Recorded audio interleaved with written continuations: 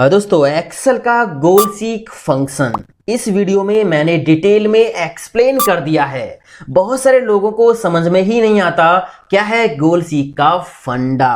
तो ये बहुत जबरदस्त फंक्शन है एक्सेल का, जिससे हम स्मार्ट कैलकुलेशंस करते हैं। हमें कैलकुलेशंस करते समय ना कोई भी टारगेट वैल्यू अचीव करनी हो तो इसका हम यूज करते हैं गोल सीक फंक्शन का। हमेशा की तरह दोस्तों मैंने सिंपल से एग्जांपल्स लिए हैं ताकि गोल सीक का फंडा आपको इजीली समझ में आ जाए और इससे हम बिजनेस कैलकुलेशंस कैसे करते हैं इसका एग्जांपल भी मैंने लिया है। इस वीडियो को लाइक कर दीजिए, चैनल पे पहली बार आए हो तो सब्सक्राइब कर लीजिए। मैं हूं दीपक, आपका दोस्त। Let's begin this topic. तो यहां दोस्तों गोल सीक फंक्शन के ना 4 अलग अलग एग्जाम्पल्स मैंने लिए हैं और मुझे उम्मीद है अगर ये वीडियो पूरा आप देख लोगे ना तो गोल सीक फंक्शन के सारे डाउट्स क्लियर हो जाएंगे आपके। ठीक है, पहला एग्जाम्पल मैंने बहुत सिंपल बहुत बेसिक लिया है। तो आप देखिए, ये मेरे पास एक स्टूडेंट का डाटा है। यहाँ पे मार्क्स हैं physics, chemistry, math, Hindi, English और टोटल मार्क्स यहाँ पे हैं, परसेंटेज यहाँ पे हैं। अभी हिंदी का एग्जाम नहीं हुआ तो हिंदी के मार्क्स यहाँ पे नहीं है। अब स्टूडेंट का कहना है कि मुझे टोटल मार्क्स ना 250 लेके आने हैं, तो मैं हिंदी में कितने मार्क्स लेके आऊं जब एग्जाम हो जिससे मेरी यहाँ पे टोटल मार्क्स की वैल्यू 250 हो जाए। या फिर यहाँ पे इसको 60% लेके आना है तो हिंदी में कितने मार्क्स लेके आए जिससे 60% यहाँ पे वैल्यू हो जाए। अब गोल सीक के केस में क्या होता है, हमारे पास टारगेट वैल्यू तो होती है, एक गोल होता है जहां पे हमें पहुंचना है, बट पहुंचेंगे कैसे वो हमें गोल सीक से कैलकुलेशन करनी है। तो देखिए कैसे करेंगे। यहाँ पे टोटल मार्क्स मुझे चाहिए 250। ठीक है, तो यहाँ कितने मार्क्स लेके आऊं जिससे 250 हो जाए। तो इस सेल पे आपने क्लिक कर दिया, यहाँ पे सम का फॉर्मूला लगा हुआ है सिंपल। ठीक है, इस सेल पे हमने कर लिया क्लिक जहां पे मुझे चेंज करना है। ठीक है, इसको मुझे पहुंचाना है 250 पे, तो इस सेल पे क्लिक कर लिया। डेटा टैब में हम जाएंगे और यहां व्हाट इफ एनालिसिस में गोल सीक पे क्लिक करेंगे। यहां पे सेट सेल में पहले ये सेल देना पड़ेगा और इस पे मैंने पहले ही क्लिक कर दिया था तो यहाँ पे ये सेल आ गया है H4। ठीक है, टू वैल्यू, इस सेल की जो वैल्यू है वो कितनी पहुंचानी है आपको, तो यहाँ पे मैंने टाइप कर दिया 250। ठीक है, उसके बाद यहाँ पे बाय चेंजिंग सेल कौन से सेल में इंक्रीमेंट या डिक्रीमेंट करना है, तो सेल हमारा होगा ये वाला। बस अभी देखना ओके करते ही क्या हुआ, यहाँ पे 250 आ गया और हिंदी के अंदर 72 मार्क्स लेके आने पड़ेंगे तब ये टोटल मार्क्स 250 होंगे। ठीक है, ओके अगर मैं कर देता हूं तो ये इनपुट यहां पे हो जाएगा। मैंने कंट्रोल जेड कर दिया। अब दूसरा एग्जांपल आप यहां समझिए। मान लीजिए इसका कहना है स्टूडेंट का कि यहां पे मुझे 60% मार्क्स लेके आने हैं, तो हिंदी में कितने मार्क्स लेके आए।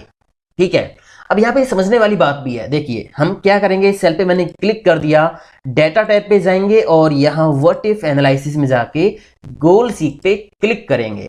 सेल जो है ऑलरेडी सेट है, मैंने पहले ही क्लिक कर लिया था। ठीक है, टू वैल्यू, इसकी वैल्यू कितनी लेके जानी है, 60%। अब यहां आपको एक बात का ध्यान रखना पड़ेगा, सेल के अंदर जो वैल्यू है ना वो जिस भी फॉर्मेट में है सेम फॉर्मेट में यहां पे आपको एंटर करनी होगी। अभी यहां पे परसेंटेज का साइन साथ में है तो मैं यहां पे लिखूंगा 60 और परसेंट। ठीक है, अगर यहां पे मान लीजिए पॉइंट के बाद 20 होती या पॉइंट के बाद 2 डिजिट होते तो यहां पे पॉइंट के बाद वही सेम टू सेम आपको लिखना पड़ता, तो 60.00 आपको इस तरह से लिखना पड़ता। ठीक है ना, अगर कोई करेंसी यहां पे आप यूज कर रहे हो, कोई रुपए का सिंबल है, कोई डॉलर का सिंबल है, तो बिल्कुल एग्जैक्ट वो सेम यहां पे आपको लिखना पड़ेगा टू वैल्यू में, अदरवाइज रिजल्ट गलत आएगा। ठीक है ना, ये बात आपको ध्यान रखनी है। बाय चेंजिंग सेल, कौन से सेल में चेंज करना है, हिंदी वाला सेल हम कर देंगे सिलेक्ट, ओके कर देंगे तो यहां पे देखिए 60% जो है मार्क्स लाने के लिए हिंदी में 122 मार्क्स लेके आने पड़ेंगे। ठीक है, जो कि पॉसिबल नहीं है अगर 100 मार्क्स का एग्जाम है तो इसको हम कर देंगे क्लोज। बाकी सब्जेक्ट में तो इसके मार्क्स है ही नहीं। तो ये एक सिंपल सा एग्जाम्पल था जो आपने समझा। अगले एग्जाम्पल पे आप आइए। यहाँ पे मैंने इस सीट पे 2 एग्जाम्पल ले रखे हैं। पहले ही सिंपल सा आप समझिए। मान लीजिए आप कोई प्रोडक्ट सेल करते हो, आपके पास 20 यूनिट है और आप इस प्राइस से प्रोडक्ट को सेल करते हो, तो आपका अमाउंट जो बनता है वो टोटल बनता है इतना 8400। अब आप ये चाहते हो कि मुझे यहां पे कम से कम 10,000 का तो अमाउंट चाहिए, मैं जो प्रोडक्ट सेल कर रहा हूं कम से कम 10,000 की सेल होनी चाहिए। तो मैं क्या करूं, मैं यूनिट्स में इंक्रीमेंट करूं तो कितनी यूनिट्स मैं एक्स्ट्रा बेचूं, या फिर मैं अगर प्राइस में इंक्रीमेंट करूं तो प्राइस में कितना इंक्रीमेंट करूं जिससे यहां पे मेरा अमाउंट 10,000 हो जाए। तो देखिए कैसे करेंगे। मैंने सेल पे क्लिक किया, डेटा टाइप में जाएंगे, गोल सीक में जाएंगे, ठीक है। यहां सेट सेल ऑलरेडी सेट है सेल टू वैल्यू, ये सेल की वैल्यू हमें कितनी पहुंचानी है, 10,000। 10,000 मैंने यहां पे टाइप कर दिया। उसके बाद बाय चेंजिंग सेल, कौन से सेल में आपको चेंज करना है। तो पहले मैं चेक करता हूं प्राइस की, प्राइस में मेरे को कितना इंक्रीमेंट करना पड़ेगा जिससे यहां पे 10,000 वैल्यू हो जाए। तो मैंने इस पे क्लिक कर दिया, ओके किया। तो यहां पे आप देखिए, अगर आप इस प्रोडक्ट को 500 रुपए पर यूनिट सेल करते हो तो यहां पे अमाउंट आपका 10,000 इजिली हो जाएगा, ठीक है ना। मैंने इसको अभी क्लोज कर दिया। अब हम यहां पे बात करेंगे यूनिट्स की। तो मैंने इस पे क्लिक किया, डेटा टाइप में गए, what if analysis, goal seek, यहां पे सेल ऑलरेडी सेट है, वैल्यू कितनी सेट करनी है, 10,000, ठीक है। बाय चेंजिंग सेल, इस बार हम यूनिट्स में चेंज करेंगे कि कितनी यूनिट्स मुझे एक्स्ट्रा सेल करनी पड़ेंगी जिससे मेरा अमाउंट यहां पे 10,000 हो जाए। तो बस ओके करेंगे। तो देखिए यहां पे आपको 23.81 मतलब अप्रोक्स 24 यूनिट सेल करनी पड़ेंगी, तब आपका अमाउंट 10,000 हो जाएगा। तो ये कैलकुलेशन करके हमने पता लगा लिया, ये तो सिंपल कैलकुलेशन थी। अब यहां पे आप देखिए, ये मेरे पास एक आइटम है लैपटॉप, इसका डाटा है ईएमआई का, ठीक है। मान लीजिए मैंने एक आइटम परचेज किया, उसका प्राइस 20,000 था, डाउन पेमेंट मैंने कर दी 2,000 रुपए, और इस पे इंटरेस्ट लगेगा 2%, और ईएमआई जो हम देंगे वो 12 महीने की देंगे, 12 मंथ्स की, और हर महीने की ईएमआई का रेट इतना होगा। अब मान लीजिए कि मैं 1702 रुपए तो नहीं दूंगा हर महीने, मैं यहां पे 1500 दूंगा, ठीक है। तो डाउन पेमेंट मैं कितनी करूं जिससे मेरी 12 महीने की जो ईएमआई है वो 1500 हो जाए। तो इस सेल पे हम करेंगे क्लिक, डेटा टैब में जाएंगे और व्हाट इफ एनालिसिस में जाके गोल सीक, और यहां सेल हमारा सेट है टू वैल्यू में हम जाएंगे और यहां पे टाइप कर देंगे 1500, ठीक है। उसके बाद बाय चेंजिंग सेल, हमें डाउन पेमेंट में कम या ज्यादा करना है, तो मैं इस सेल पे क्लिक कर दूंगा, ओके करूंगा। तो यहां पे देखिए ईएमआई आपकी 1500 हो गई, डाउन पेमेंट आपको इतनी करनी होगी, ठीक है ना। तो ये हमने गोल सीक फंक्शन से आसानी से पता लगा लिया। अभी मैंने इसको क्लोज कर दिया, ओके करूंगा तो इनपुट यहां पे हो जाएगा। मैंने इसको क्लोज कर दिया। अगला एग्जांपल आप फिर से देखिए, मैं यहां पे 1500 रुपए की ही ईएमआई दे सकता हूं। तो यहां पे जो पीरियड है, टाइम पीरियड है 12 महीने का, कितने महीने की और ईएमआई मेरे को देनी पड़ेगी, टोटल कितने मंथ्स की ईएमआई बनेगी, मैं यहां पे केवल 1500 रुपए पर महीने दूंगा, ठीक है। तो इस सेल पे मैंने क्लिक किया और डेटा टैब पे हम गए, what if analysis, goal seek, cell हमारा सेट है, और उसका टू वैल्यू यहां पे 1500 कर लीजिए, 1000 1200 जितना आपको करना है उतना आप कर दीजिए। मैंने 1500 सेट कर दिया है। बाय चेंजिंग सेल, इस बार हम यहां पे चेंज करेंगे, ठीक है ना।